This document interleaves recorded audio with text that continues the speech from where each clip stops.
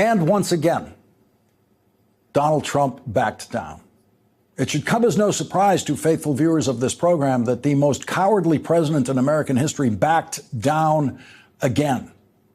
The stupidest president in American history backed down again. The only convicted felon to serve as president of the United States backed down again. The president who got caught publicly lying over 35,000 times in his first term backed down again. And in backing down again, Donald Trump once again became a loser.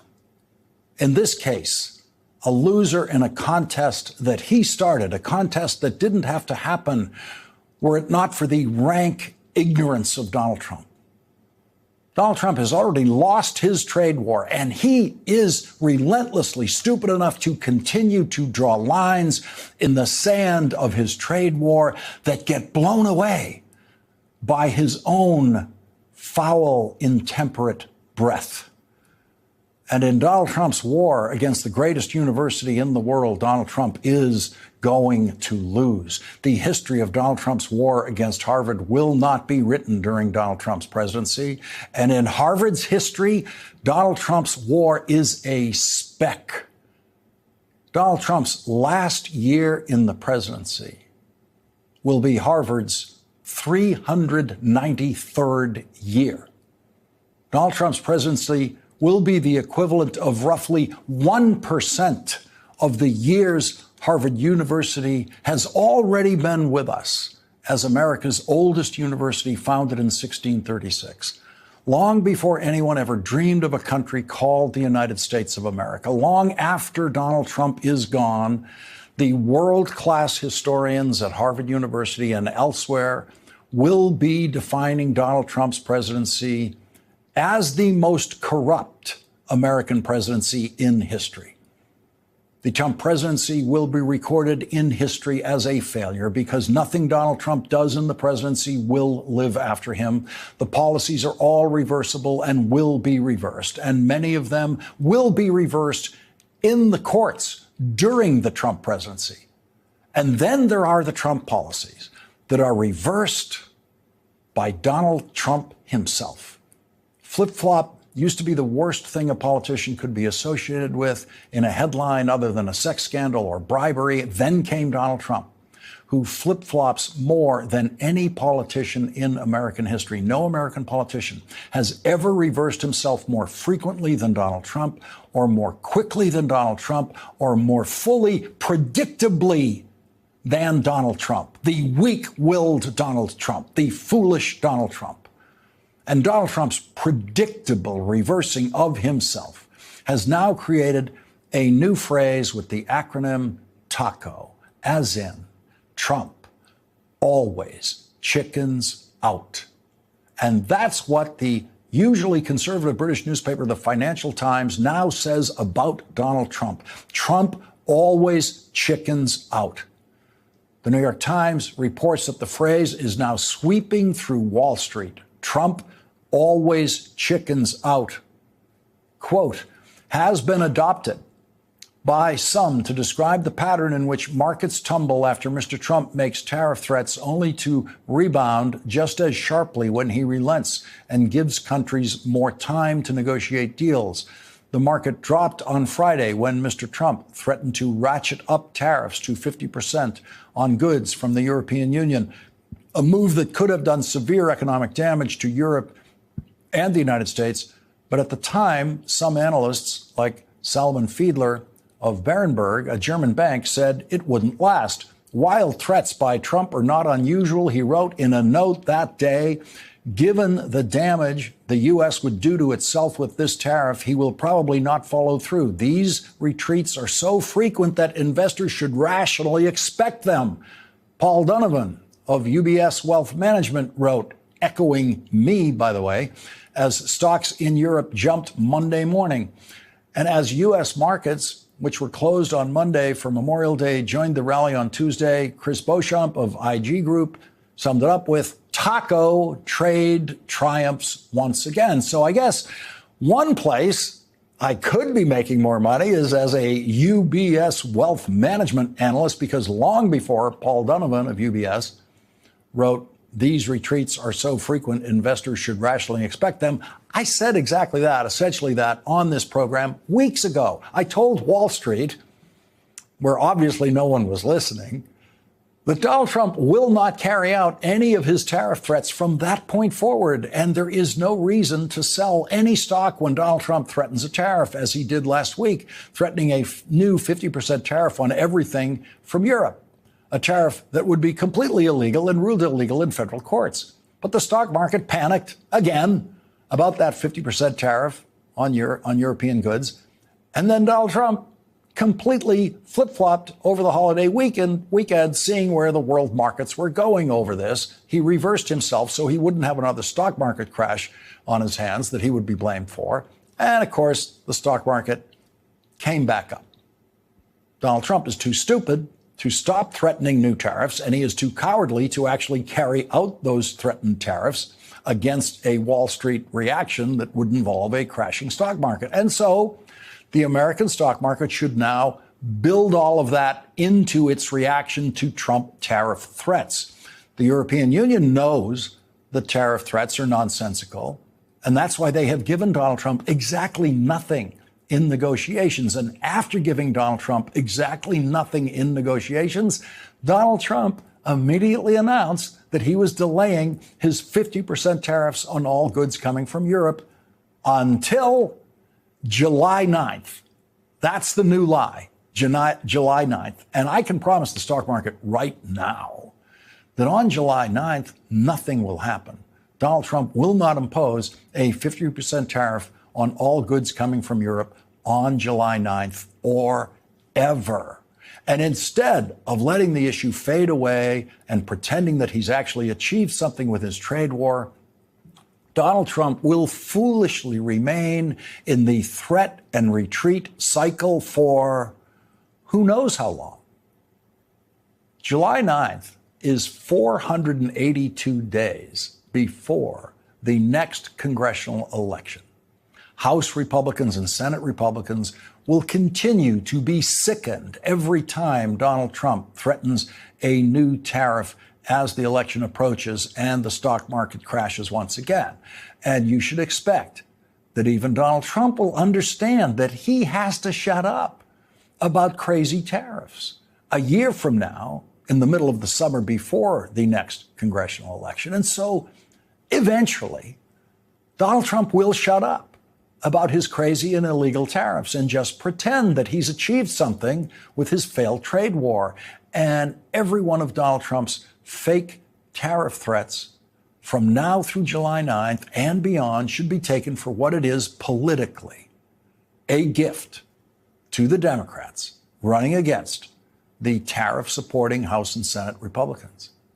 And the Trump tariff clowns who work for Donald Trump will continue to give the Democrats the gift of talking about skyrocketing prices that would be absolutely intolerable, as if they're a joke. Today, the most publicly idiotic economic advisor to a president in history went on CNBC, where he admitted that Donald Trump could push the price of an iPhone up to $3,500, and no one should dare complain about it. Everybody is trying to make it seem like it's a catastrophe if there's a tiny little tariff on them right now. A tiny little tariff. That disgraced buffoon, who has never made it above the rank of associate professor of economics and has never had tenure in an economics faculty, thinks that triple the cost of an iPhone, that is just a tiny little tariff. Of course, he doesn't actually think that. But he's willing to smile his way through any lie that he needs to tell on any day on TV about the Trump illegal and crazy tariffs. And while he's telling those lies and smiling about them, he, even as an economic advisor to Donald Trump, doesn't have the slightest idea when Donald Trump is going to flip-flop next on his own tariffs. He could be on TV defending a tariff that Donald Trump has revoked while he's speaking, and he'll keep smiling. because that's his job. The clownish smile on TV lying about the Trump tariffs. On Friday, just for the heck of it, Donald Trump, in a childish tweet, threatened to raise the price of a $1,000 iPhone by $250, saying, without the slightest grip on reality, I expect their iPhones that will be sold in the United States of America will be manufactured and built in the United States, not India or any place else. If that is not the case, a tariff of at least 25% must be paid by Apple to the United States. Okay, that is not the case. None of the iPhones are made in the United States now, so that tariff should be applied right now. And of course, none of them have a 25% tariff. No iPhone has a 25% tariff on it now, and none of them are scheduled to be made in the United States. And so that is a fake threat. And some in the stock market actually fell for it. Apple stock dropped 3% that day, but only 3%. So that tells you that almost everyone on Wall Street knew that that is a childish, lying threat by Donald Trump. We're now 3 months away from the traditional September introduction of the new iPhones, which is also the traditional beginning of the Christmas shopping season in America. And even a politician as stupid as Donald Trump is not going to raise the price of iPhones 25% going into the Christmas shopping season. $250 price increase on iPhones by Donald Trump himself is not going to happen. Donald Trump is going to continue issuing those kinds of threats because he's trying to pretend that he hasn't already lost his trade war. The casualties in Donald Trump's trade war so far are all in the United States. Donald Trump's foolishly high, illegal 30% tariff that is still being imposed on all goods from China after Donald Trump reduced that tariff from the utterly insane and obviously insane level of 145%. Those tariffs are still at 30%, doing damage to American businesses and could kill some businesses and will definitely kill American jobs. And after Americans lose those jobs, Donald Trump and Republicans are making sure that after they've been forced into unemployment by Donald Trump's tariffs, they will not be able to get health care in this country because they will not be able to enroll in Medicaid and receive health care coverage. That is the two-pronged attack on American workers currently underway in this country, the already job-killing Trump tariffs and the health care stealing Trump Republican budget bill that passed the House of Representatives and might or might not pass the Republican Senate. The New York Times is reporting on a Vermont small business called Bevo, owned by Karina Hamel and Robbie Ringer, that sells personal water containers people use for drinking containers. The Times reports the duties, which is to say tariffs, on Bevo's bottles are higher than 30% because of the material they're made from and how they are classified by trade officials. Bevo bottles that are not insulated are subject to tariffs that add up to 47%, and the rate for insulated bottles is 37%. Mr. Trump has frequently said foreign businesses that ship products to the United States pay the tariffs. But in reality, importers like Bevo pay the duties to the federal government when the goods arrive at a U.S. port. It's still a massive impact to the cash, and it still requires reworking a whole new strategy, Mr. Ringer said.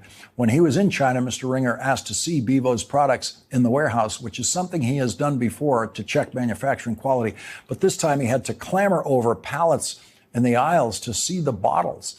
The warehouse was crammed full of goods that customers had delayed shipping to avoid paying the 145% tariffs.